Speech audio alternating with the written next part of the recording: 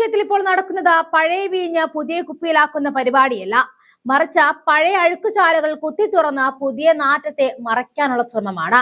സംസ്ഥാനം കണ്ട ഏറ്റവും വലിയ സ്വർണ്ണക്കൊള്ളയുടെ നിഴലിൽ ഇടതുപക്ഷം നിൽക്കുമ്പോൾ അതിൽ നിന്നും ജനശ്രദ്ധ തിരിക്കാൻ ഗണേഷ് കുമാർ എന്ന മന്ത്രി സോളാർ കേസ് പൊക്കിപ്പിടിച്ചു വരുന്നത് വെറുമൊരു യാദർച്ഛികമായ സംഭവമേയല്ല.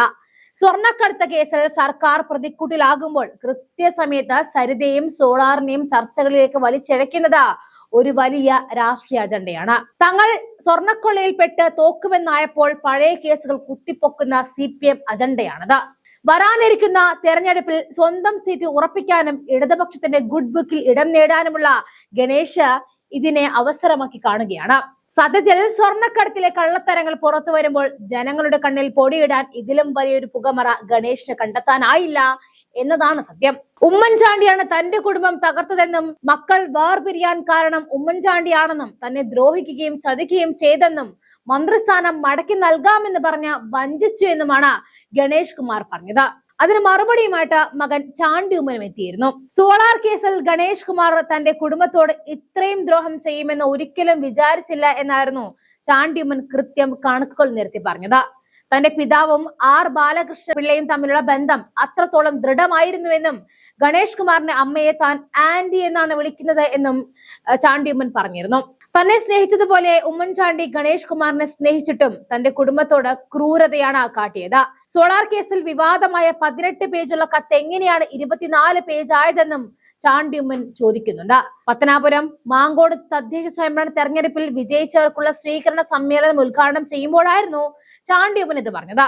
ഒരു നേതാവെന്ന നിലയിൽ ഗണേഷ് കുമാരൻ അവരുടെ കുടുംബം വലിയ പ്രതീക്ഷകൾ വെച്ചിരുന്നു. അദ്ദേഹത്തെ ഒരു വളർന്നു വരുന്ന താരമായി കണ്ടിരുന്നുവെന്നും പക്ഷേ ആ പ്രതീക്ഷകൾ പൂർണ്ണമായി നിറവേറ്റപ്പെട്ടിട്ടില്ല എന്നും കരുതുന്നുവെന്നും ചാണ്ടി ഉമ്മൻ പറഞ്ഞു.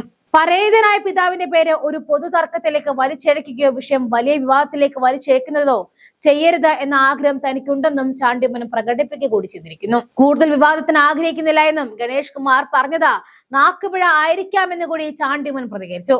എന്തായാലും ഗണേഷ് കുമാർ പറഞ്ഞത് ഇടതുകോട്ടകൾ വീണ്ടും ഏറ്റെടുത്തിരിക്കുകയാണ്. കാരണം പണ്ടത്തെ കേസ് പിന്നെയും കുത്തിപ്പൊക്കിയാൽ അത്രയ്ക്ക് ശ്രദ്ധ തിരിക്കാമെന്നാണ് CPIM പോലുള്ള പാർട്ടികൾ വിചാരിക്കുന്നത്. അതേസമയം മന്ത്രി ഗണേഷ് കുമാറിന്റെ പ്രസ്താവനയിൽ ഗണേഷിനെ കടന്ന് ആക്രമിച്ചുകൊണ്ട് കോൺഗ്രസ് നേതാക്കൾ എത്തുന്നുണ്ട്. മൺമറഞ്ഞ ഉമ്മൻചാണ്ടിയെ പോലും ലക്ഷ്യം വെക്കുന്നത് നോക്കിയിരിക്കാനാകില്ല എന്നും മാപ്പ് പറയണമെന്നുമാണ് പ്രതിപക്ഷത്തിന്റെ ആവശ്യം. 2020 സ്വപ്നയെ കൊണ്ട് സ്വർണം കടത്തിയ പഴയ കഥ ആയുധമാക്കാൻ കോൺഗ്രസ് ഇപ്പോൾ ഒരുങ്ങുകയാണ് എന്നും വാർത്തകൾ വരുന്നുണ്ട്. CPMനെതിരെ ഏറ്റവും കൂടുതൽ വാർത്തകൾ കൊടുക്കുന്ന കർമ്മ ന്യൂസിന്റെ തലപ്പത്തേക്ക് എത്തിയിരിക്കുന്ന സ്വപ്നയെ ഇറക്കാൻ കോൺഗ്രസ് തീരുമാനിച്ചാൽ തീരാവുന്നതേയുള്ളൂ ഗണേഷ് കുമാറിന്റെ ഈ കുന്തളിപ്പ്. ഇവിടെ ഒരു പ്രധാനപ്പെട്ട കാര്യമുണ്ട്. സ്വപ്ന സുരേഷയുടെ സ്വർണം കടത്തിയവർ, ശബരിമല സ്വർണം കട്ടുമുടിച്ചവർ, ആ നാണക്കേട് മറയ്ക്കാൻ വേണ്ടി സരിത എന്ന പഴയ കാര്യത്തെ വീണ്ടും പെട്ടിയിൽ നിന്നും പുറത്തെടുക്കുന്നത് കാണുമ്പോൾ സഹതാപം മാത്രമേ തോന്നുന്നുള്ളൂ. എന്തായാലും ചാണ്ടി ഉമ്മന്റെ ആ പ്രതികരണം കൂടി താഴെ ചേർക്കുന്നു. അദ്ദേഹം ജയിലിലായിരിക്കുന്ന സമയത്തും അതിനുശേഷമൊക്കെ എൻ്റെ അമ്മ ദിവസവും ആൻറ്റിയെ വിളിച്ച് പ്രാർത്ഥിക്കുകയായിരുന്നു. ഇവർ രണ്ടുപേരും ഒരുമിച്ച് പ്രാർത്ഥിക്കുകയായിരുന്നു. അത്രയ്ക്ക് അടുത്ത ബന്ധം എല്ലാ ബാരിയേഴ്സിനും അപ്പുറം ഞങ്ങളുടെ കുടുംബങ്ങളുമായിട്ടുണ്ട്. അപ്പം ഗണേശന് ഞങ്ങളൊരു പ്രതീക്ഷ ഉണ്ടായിരുന്നു, ഒരു പ്രതീക്ഷയുള്ള നേതാവായിരുന്നു. ഇല്ല, എന്താ പറഞ്ഞു? തന്റെ കുടുംബം തകർത്തു, മക്കളെ തന്നിൽ നിന്ന് അകറ്റിയതും അത് ഇന്നലെ പറഞ്ഞല്ലേ? അത് ഞാൻ അപ്പം തന്നെ മറുപടി കൊടുത്തല്ലോ. അപ്പം തന്നെ എൻ്റെ പിതാവ് അദ്ദേഹമില്ല, എന്നിൽ അദ്ദേഹം എൻ്റെ പിതാവിനെ കാണുന്നോന്നറിയില്ല. അതുകൊണ്ട് എന്നിൽ നിന്ന് മറുപടി പ്രതീക്ഷിക്കുന്നത് ഞാൻ ഇന്നലെ പറഞ്ഞു കഴിഞ്ഞു. ഇനി കൂടുതലൊന്നും പറയാനില്ല, എല്ലാം കൃത്യമായി ഞാൻ പറഞ്ഞു. അദ്ദേഹത്തിൻ്റെ മനസ്സാക്ഷിയോട് അദ്ദേഹം ചോദിക്കട്ടെ എന്ന് ഞാൻ പറഞ്ഞു കഴിഞ്ഞു. ഇത് കൂടുതലൊന്നും എനിക്ക് പറയാനില്ല. ഇത് കൂടുതലൊരു വിവാദത്തിലേക്ക് ഞാൻ തയ്യാറല്ല, മനസ്സിലായോ? കാരണം എൻ്റെ പിതാവിനെ ഇതിലേക്ക് ഞാൻ എന്താ പറയുക, കൂടുതൽ ഒരു വിവാദത്തിലേക്ക് ഞാൻ വലിച്ചഴിക്കാൻ ആഗ്രഹിക്കുന്നില്ല. കേരള സമൂഹത്തിലെ കൊച്ചുകുട്ടികൾക്ക് പോലും അറിയാം. മാത്രമല്ല, ഞാൻ എന്താ പറഞ്ഞത് നിങ്ങൾ തന്നെ ശ്രദ്ധിക്കുക. ഞാൻ പറഞ്ഞതിനെ നിങ്ങൾ എടുത്തു നോക്കുക. ഞാൻ എന്തു പറഞ്ഞു? വളരെ അടുത്ത ബന്ധം പുലർത്തിയിരുന്ന ഒരു കുടുംബമാണ് ബാലകൃഷ്ണ സാറിൻ്റെ. അദ്ദേഹം ജയിലിലായിരിക്കുന്ന സമയത്തും അതിനുശേഷമൊക്കെ എൻ്റെ അമ്മ ദിവസവും ആൻറ്റിയെ വിളിച്ച് പ്രാർത്ഥിക്കുകയായിരുന്നു.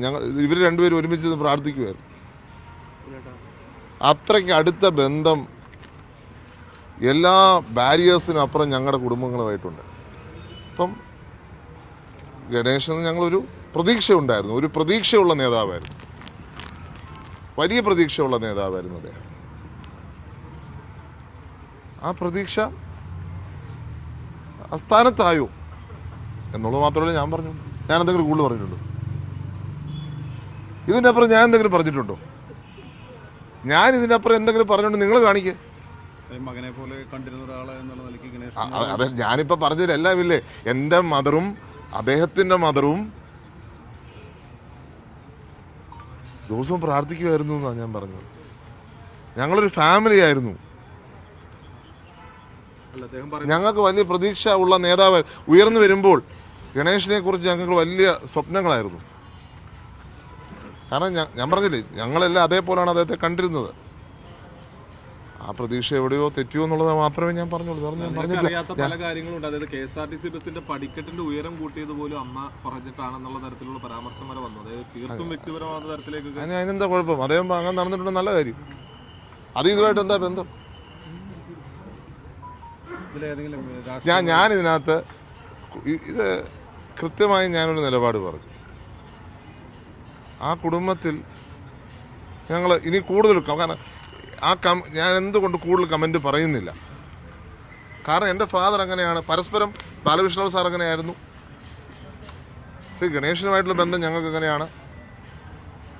ഞാൻ അതുകൊണ്ട് കൂടുതലൊന്നും പറയാൻ ആഗ്രഹിക്കുന്നില്ല. പക്ഷെ അദ്ദേഹം പറഞ്ഞത് ശരിയാണോ എന്ന് അദ്ദേഹം സ്വയം ചോദിക്കട്ടെ. കാരണം സ്ലിപ്പ് ഓഫ് ദ ടങ് ആയിരിക്കാം, പെട്ടെന്നൊരു അറിഞ്ഞുകൊണ്ടായിരിക്കത്തില്ല ചിലപ്പോൾ അദ്ദേഹം പറഞ്ഞത്. സ്ലിപ്പ് ഓഫ് ദ ടങ് ആയിരിക്കാം. അപ്പോൾ ഒരു എന്താ പറയുക, ചില കാര്യങ്ങൾ പറഞ്ഞു വന്നപ്പോൾ അദ്ദേഹം അങ്ങ് പറഞ്ഞു പോയതായിരിക്കാം. താങ്കൾ അറിയുന്ന ഗണേഷ്കുമാർ അങ്ങനെ പറയാൻ സാധ്യതയില്ല അല്ലേ? അദ്ദേഹം അങ്ങനെ പറയേണ്ട കാര്യമില്ല. ഇപ്പം ഞാൻ അദ്ദേഹത്തെ ആക്രമിച്ചു എന്നുള്ള വിഷമത്തിൽ പറഞ്ഞു പോയതായിരിക്കാം. ഞാൻ അതിൻ്റെ അപ്പുറം ഒന്നും ഞാൻ അതിൽ കാണുന്നില്ല. അല്ല, ഞാൻ കൂടുതൽ പറയുന്നില്ല. അദ്ദേഹം പറഞ്ഞു പോയതായിരിക്കാം, ആ ഒരു ഇതിൽ പറഞ്ഞതായിരിക്കാം. അദ്ദേഹം അങ്ങനെ പറയുമെന്ന് ഞങ്ങളാരും പ്രതീക്ഷയില്ല. പക്ഷെ പറഞ്ഞിട്ടുണ്ടെങ്കിൽ ആ ഒരു ഇതിൽ പറഞ്ഞതായിരിക്കാം. ഒരു നിയമസഭാ തെരഞ്ഞെടുപ്പ് വന്നിരിക്കുന്ന സമയത്ത് ഈ സോളാർ കേസൊക്കെ വീണ്ടും ഇത് ലൈവാക്കി നിർത്താനുള്ള എന്തെങ്കിലും ഒരു ഗൂഢാലോചന എൻ്റെ പിന്നിലുണ്ടോ? ഇത്തരം പ്രസ്താവനകൾക്ക് പിന്നിൽ LDF നിൽക്കുകയാണല്ലോ. അല്ല, ഞാനതിനൊന്നും കൂടുതൽ പറയാൻ ആഗ്രഹിക്കുന്നത്. ഞാൻ പറഞ്ഞില്ലേ, ആ ഒരു ഫ്ലോയിൽ പറഞ്ഞതായിരിക്കാം. ചിലപ്പോൾ ഫ്ലോ കിട്ടുമ്പോൾ അങ്ങനെ പറഞ്ഞു പോയതായിരിക്കാം.